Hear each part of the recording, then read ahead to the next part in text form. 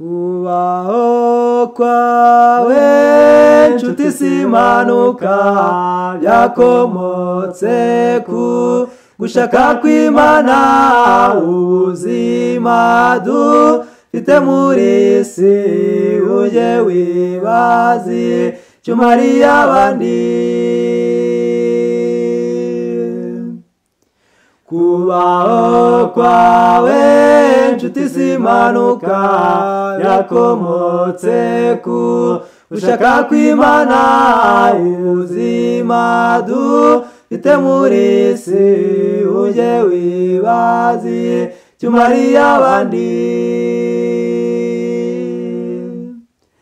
ujye wibaza mbese kuko indiho kandi wibaze mbese nzahoraho iherezo ryawe rizabiriye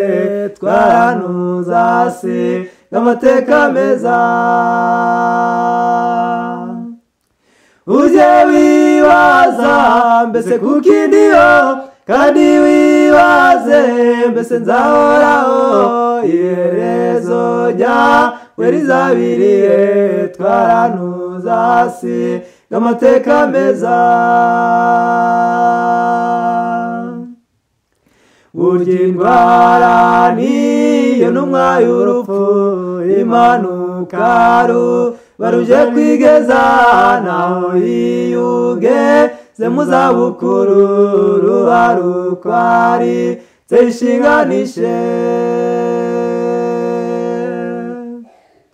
burya indwara niyo ntumwa y'urupfu impanuka baruje kwigeza naho yiyugeze mu zabukuru ruba rukwari zishinganishe ujye wibaza mbese kuko indiho kandi wibaze mbese nzahoraho iherezo ryanjye rizabiriye twaranuzasiga amateka meza ujye wibaza mbese kuko indiho kandi wibaze mbese nzahoraho iherezo ryanjye rizabiriye twaranuzasiga amateka meza gutegura iherezo ryawe neza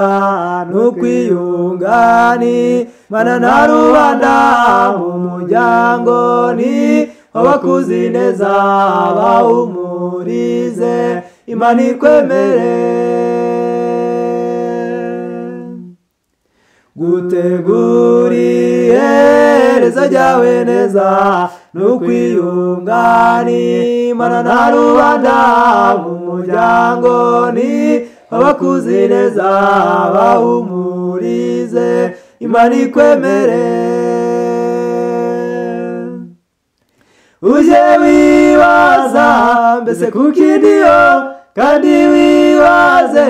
mbese nzahoraho iherezo ryanjye rizabiriye twaranuzasiga amateka meza ujye wibaza mbese kuko indiho kandi wibaze mbese nzahoraho iherezo ryanjye rizabiriye